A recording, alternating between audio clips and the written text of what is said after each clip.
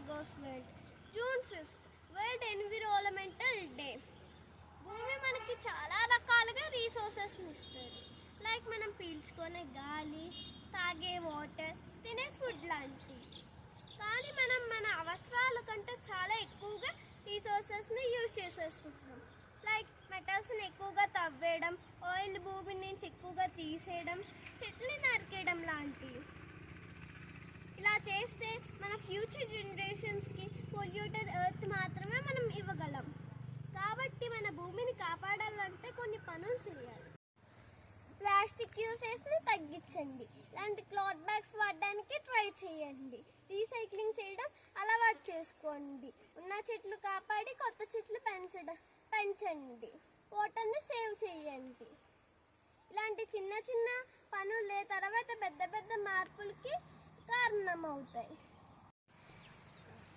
నేచర్ని మనం ప్రేమిస్తే నేచర్ మనల్ని కాపాడుతుంది. బాధ్యతగా ఉండండి.